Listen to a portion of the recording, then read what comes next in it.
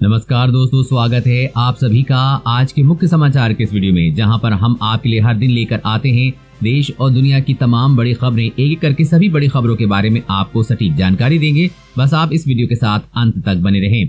साथ ही आपसे एक छोटी सी रिक्वेस्ट है कि मुझे इस वीडियो को बनाने में बहुत मेहनत लगती है, तो इस मेहनत के लिए वीडियो पर एक लाइक जरूर कीजिएगा। साथ ही वीडियो के नीचे दिए गए इस लाल बटन को दबाकर चैनल को सब्सक्राइब कीजिए और इस घंटी को भी दबाइए ताकि आपको दिन भर की बड़ी खबरों की जानकारी लगातार मिलती रहे।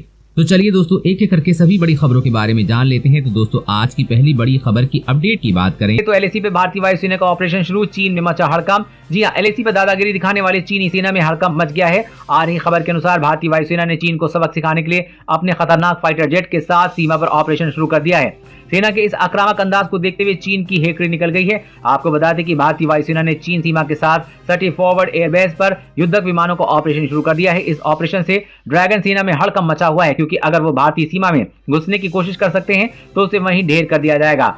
जानकार बताते हैं कि फॉरवर्ड एयरबेस युद्ध के दौरान महत्वपूर्ण भूमिका निभाती हैं। सेना के सहयोग से लेकर युद्ध तक का संचालन यहां से किया जाता है। भारतीय वायुसेना के इस आक्रामक अंदाज से साफ हो गया है कि भारत ने चीन को मुंहतोड़ जवाब देने की प्लानिंग कर रखी है। मीडिया में आ रही खबर के अनुसार शनिवार को सीमा पर फॉरवर्ड एयरबेस के पास फाइटर जेट सुखोई और मिग विमान उड़ते नजर आए हैं। साथ ही साथ भारतीय सेना के अपाचे हेलीकॉप्टर भी सीमा पर गश्त लगाते हुए दिखाई दिए हैं। और अगली बड़ी खबर की बात करें तो ग्राहकों की शिकायतें बैंक अब दौड़कर निपटाएंगे, इतनी सख्त है आरबीआई की नई गाइडलाइंस। जी हां, बैंक अगर आपकी शिकायत पर गौर नहीं करता है तो परेशान होने की जरूरत नहीं है। बैंक आपकी नहीं, दरअसल ग्राहकों की बढ़ती शिकायतों का जल्द से जल्द निपटारा हो। बैंक अगर आपकी शिकायत पर गौर नहीं करता है तो परेशान होने की बारी बैंक की है, आपकी नहीं। दरअसल ग्राहकों की बढ़ती शिकायतों का जल्द से जल्द निपटारा हो, इसके लिए रिजर्व बैंक ऑफ इंडिया ने यानी कि आरबीआई कई कोशिशें कर रहा है।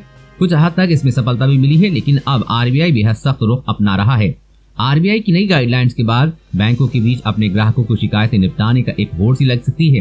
दरअसल जिन बैंकों के पास ग्राहक की शिकायतें ज्यादा होंगी, उनसे शिकायतों का निपटारा करने में भी जो भी खर्चा आएगा वो बैंकों से वसूला जाएगा। इस हिसाब से अगर ग्राहकों की शिकायतें किसी बैंक में ज्यादा है तो उससे नुकसान भी ज्यादा होने वाला है। यही कारण है कि बैंकों को अब अपने ग्राहकों की शिकायतों का निवारण करने के लिए जल्द से जल्द काम करना पड़ेगा। ऐसे में ग्राहकों के लिए ये सुविधाजनक हो जाएगा। और अगली बड़ी खबर की बात करें तो टूटने पर अपने आप ठीक हो जाएगी फोन की डिस्प्ले, अलसी का तेल करेगा कमाल। जी हां, यदि आपके भी हाथ में स्मार्टफोन फिसलकर बार बार गिर जाता है, उसकी डिस्प्ले बदलवाने में आपको ज्यादा पैसे खर्च करने पड़ते हैं, तो ये खबर आपके लिए है। अब आपको फोन की डिस्प्ले को ठीक करवाने के लिए मोटे पैसे खर्च नहीं करने पड़ेंगे। जल्दी आपके फोन की टूटी हुई स्क्रीन को जोड़ने का काम अलसी का तेल कर देगा। दक्षिण कोरिया के शोधकर्ता ने दावा किया है कि स्क्रीन की दरारों को भरने के लिए माइक्रो कैप्सूल के रूप में अलसी के तेल का इस्तेमाल किया जा सकता है। रिसर्च में पता चला है कि जब डिस्प्ले की दरार को पारदर्शी अलसी के तेल से भरा जा सकता है। रिसर्च के दौरान 20 मिनट के भीतर 95% तक टूटे स्क्रीन की मरम्मत की गई है। हालांकि ये प्रयोग प्रयोगशाला में किया गया है। सामान्य तरीके से टूटी स्क्रीन को जोड़ने में घंटों लग सकते हैं, लेकिन गर्म तापमान और अल्ट्रावायलेट रोशनी से इस प्रक्रिया को तेज किया जा सकता है। ऐसा ही नहीं है, कोरिया शोधकर्ता ने पहली बार टूटी स्क्रीन को ठीक करने की समस्या के लिए इस तरह की कोई तकनीक विकसित की है। इससे पहले एप्पल ने इसी तरह की सेल्फ हीलिंग स्क्रीन टेक्नोलॉजी का पेटेंट करवाया है। जल्दी कई कंपनियां मार्केट में ऐसी चीजें लाने वाली हैं जिनसे आप घर बैठे ही अपने फोन की टूटी डिस्प्ले को मिनटों में ठीक कर सकेंगे। दोस्तों, ऐसी टेक्नोलॉजी के बारे में आपका क्या सोचना है? ये कितनी फायदेमंद हो सकती है? नीचे कमेंट करके जरूर बताइएगा। और अगली बड़ी खबर की बात करें तो भारत को F-15EX फाइटर जेट देगा अमेरिका, चीन पाकिस्तान के होश उड़े जाने इसकी ताकत। जी हाँ, भारत और अमेरिका के बीच बढ़ती दोस्ती चीन और पाकिस्तान के लिए एक बड़ी समस्या उत्पन्न कर रही है। मिली जानकारी के मुताबिक अमेरिका अब भारत को दुनिया का सबसे घातक फाइटर जेट F-15EX देने जा रहा है। खबर के मुताबिक अमेरिकी रक्षा मंत्रालय से बोइंग डिफेंस को अपनी हरी झंडी भी दे दी है। अगर भारतीय वायुसेना में F-15EX जेट शामिल हो जाता है तो फाइटर जेट चीन और पाकिस्तान में तबाही मचा सकता है तथा उसकी बोलती बंद कर सकता है। बता दें कि परमाणु हमला करने में सक्षम ये लड़ाकू विमान वर्तमान में दुनिया के सबसे घातक स्टील्थ लड़ाकू विमानों में से एक है। भारतीय वायुसेना इस विमान को खरीदने के लिए मंजूरी दे सकती है। अगर ऐसा होता है तो वायुसेना की ताकत में जबरदस्त वृद्धि होगी। जानकार बताते हैं कि हवा से हवा में मार करने के मामले में इस फाइटर का कोई तोड़ नहीं है। F-15EX में नए फाइटर कंट्रोल, इलेक्ट्रॉनिक युद्ध प्रणाली और उन्नत कॉकपिट सिस्टम है। साथ ही साथ इसकी रफ्तार भी जबरदस्त है। ये फाइटर जेट कई मामलों में F-35 से मिलता जुलता है। और अगली बड़ी खबर की बात करें तो 1 अप्रैल से सभी कारों में डुअल फ्रंट एयरबैग्स होगा जरूरी, सरकार ने पेश किया प्रस्ताव। जी हां, 1 अप्रैल 2021 में ऑटो मैन्युफैक्चरिंग कंपनी को वाहनों के आगे दोनों तरफ एयरबैग्स लगाना अनिवार्य हो जाएगा। ड्राइवर उसके बगल में बैठे पैसेंजर के लिए भी एयरबैग का होना अनिवार्य किया जा सकता है। सड़क परिवहन एवं राष्ट्रीय राजमार्ग मंत्रालय ने इस प्रस्ताव को लेकर एक ड्राफ्ट तैयार किया है। माना जा रहा है कि कार में डुअल फ्रंट एयरबैग्स को 1 अप्रैल 2021 से अनिवार्य कर दिया जाएगा। सड़क सुरक्षा को लेकर ये एक प्रमुख कदम है। ऑटोमोबाइल मैन्युफैक्चरर पहले से ही डुअल फ्रंट एयरबैग्स का विकल्प दे रहे हैं। इसका मतलब है कि वो इस पहलू के महत्व को भलीभांति जानते हैं। अब हम इसे भी वेरिएंट और मॉडल्स के लिए अनिवार्य करने का प्रस्ताव ला रहे हैं। ट्रांसपोर्ट मिनिस्ट्री द्वारा तैयार किए गए ड्राफ्ट नोटिफिकेशन में कहा गया है कि वाहन निर्माता कंपनियां अगर नया मॉड्यूल लॉन्च कर रही हैं और 1 अप्रैल 2021 और मौजूदा मॉडल में 1 जून 2021 से फ्रंट सीट पर बैठने वाले व्यक्ति के लिए एयरबैग लगाना अनिवार्य होगा। ये ड्राइवर के लिए अतिरिक्त होगा। और अगली बड़ी खबर की बात करें तो बेरोजगारों को हर महीने 3,800 रुपए बेरोजगारी भत्ता दे रही है मोदी सरकार। जाने इस वायरल मैसेज की सच्चाई।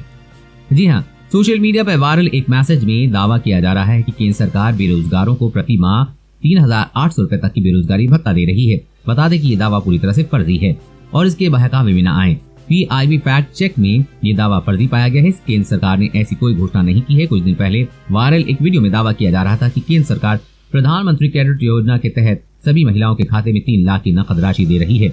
मोदी सरकार की योजनाओं के नाम पर सोशल मीडिया पे इस समय कई फर्जी वीडियो वायरल हो रहे हैं। स्त्री स्वाभिमान योजना और प्रधानमंत्री महिला सम्मान योजना के नाम पर लोगों को झांसा दिया जा रहा है। फैक्ट चेक में ऐसे कई दावे फर्जी साबित हो रहे हैं। PIB ने सलाह दी है कि कोरोना संकट की घड़ी में ही नहीं, देश में अब भी खराब हालात बनते हैं तब ऐसी फेक न्यूज सोशल मीडिया में प्रसारित होती है। ऐसे में सोशल मीडिया से मिली सूचना को अच्छे से परखने के बाद ही भरोसा करें, वरना आपके साथ धोखाधड़ी हो सकती है। और अगली बड़ी खबर की बात करें तो LAC पे हालात जस के तस थी। चीन को राजनाथ का कड़ा संदेश, जो हमें छेड़ेगा हम उसे छोड़ेंगे नहीं। जी हाँ, केंद्रीय रक्षा मंत्री राजनाथ सिंह ने चीन की एक बार फिर से सख्त संदेश दिया है। उन्होंने कहा है कि हम विस्तारवादी एजेंडे का मुंहतोड़ जवाब देंगे। राजनाथ सिंह ने कहा कि भारत बाहरी खतरों से निपटने के लिए पूरी तरह से सक्षम है और जो कोई भी हमारी सुरक्षा के लिए खतरा बनेगा उसे किसी भी कीमत पर बख्शा नहीं जाएगा।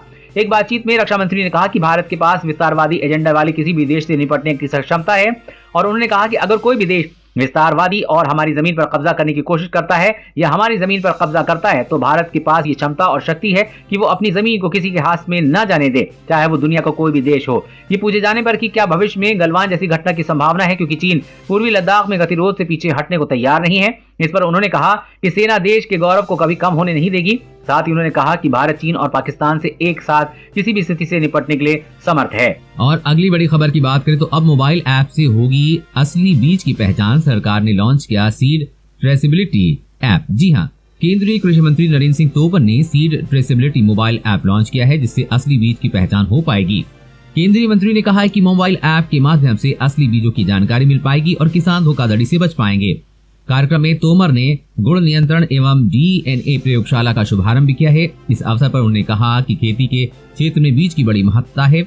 ऐसे में बीज के क्षेत्र में काम करने वालों की काफी अहम जवाबदेही होती है। उन्होंने कहा कि कृषि की शुरुआत बीज से होती है, इसलिए वैरायटी सीड्स की ज्यादा मात्रा में किसानों को सस्ते दामों में उपलब्ध हो, ये सुनिश्चित किया जाना चाहिए। कृषि मंत्री ने कहा कि खाद्यान्न की आत्मनिर्भरता पे किसानों व वैज्ञानिकों के साथ साथ NSC का भी बड़ा योगदान है। उन्होंने कहा कि नई लैब व ऐप से किसानों को काफी लाभ होगा। और अगली बड़ी खबर की बात करें तो सरसों के तेल में मिलावट पर रोक से आम आदमी से लेकर किसान तक को होगा फायदा। जी हाँ, सरकार ने सरसों के तेल में किसी अन्य तेल की मिलावट पर रोक लगा दी और भारतीय खाद्य संरक्षा और मानक प्राधिकरण यानी कि FSSAI द्वारा सरसों तेल में मिलावट पर लगाई गई रोक आज से लागू होगी। सरकार के इस फैसले से उपभोक्ताओं के साथ साथ सरसों पैदा करने वाले किसानों को भी फायदा होगा। सरसों तेल में चावल की भूसी यानी कि राइस ब्राउन तेल, पाम तेल या अन्य किसी सस्ते खाने के तेल की मिलावट की जाती है। जानकार बताते हैं कि सरसों के तेल में मिलावट कई तरह से होती है। जैसे सरसों के तेल का थोक भाव इस समय जहां 1100 रुपए प्रति 10 किलो है, वहीं सोया तेल का भाव 920 रुपए प्रति 10 किलो है और पाम तेल का थोक भाव करीब 830 रुपए प्रति 10 किलो है। साथ ही राइस ब्राउन तेल का दाम इससे भी कम है। ऐसे में सरसों के तेल में सस्ते खाद्य तेल की मिलावट करके कारोबारी ज्यादा मुनाफा कमाते हैं। जानकार बताते हैं कि सरसों के तेल में सस्ते खाद्य तेल की मिलावट 80% तक होने लगी थी, जिससे उपभोक्ताओं के साथ साथ किसानों को भी नुकसान उठाना पड़ता था, क्योंकि उन्हें सरसों का चित भाव नहीं मिल पाता था। अब सरकार के इस फैसले से लोगों को जहां शुद्ध सरसों का तेल खाने को मिलेगा, वहीं सरसों की खपत बढ़ने से किसानों को उनकी फसल का अच्छा दाम मिलेगा, जिससे किसान सरसों की खेती में दिलचस्पी लेंगे। और अगली बड़ी खबर की बात करें तो क्या है क्लाउड सीडिंग, जिससे चीन जब चाहे बारिश करवा सकता है और एक हथियार के रूप में इस्तेमाल कर सकता है। जी हाँ,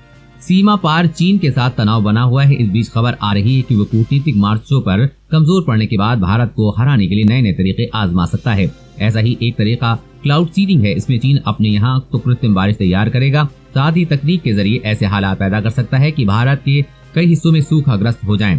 चीन ने सबसे पहले 2008 में अपने वेदर मॉडिफिकेशन सिस्टम का इस्तेमाल किया था। तब उसने बीजिंग ओलंपिक के दौरान बारिश रोकने और आसमान खुला रखने के लिए तकनीक का सहारा किया, जिसे क्लाउड सीडिंग कहा जा रहा है, जिसके तहत उसने ओलंपिक शुरू होने से पहले आसमान में 1000 से ज्यादा रॉकेट एक साथ दागे ताकि सारी बारिश पहले ही हो जाए और मौसम सूख जाए।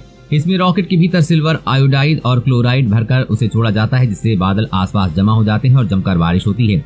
इसके बाद एक समय तक के लिए आसमान खुला रहता है, या फिर इसे ऐसे भी समझ सकते हैं कि जब जरूरत हो बारिश कराई जा सकती है। एक रिपोर्ट में कहा गया है कि अगर भारत चीन सीमा पर तनाव बढ़ता है तो चीन इसका इस्तेमाल भारत में बाढ़ और सूखा जैसे हालात पैदा करने के लिए कर सकता है। दोस्तों, आज की खबरों में बस इतना ही। इसी तरह हर रोज काम की खबरें जानने के लिए आप हमेशा हमारे साथ जुड़े रहें। हमारे साथ जुड़ने के लिए वीडियो के नीचे दिए गए इस लाल बटन को दबाइए और साथ ही इस घंटी को भी दबाइए ताकि आपको हर खबर की सटीक जानकारी मिल सके। जय हिंद।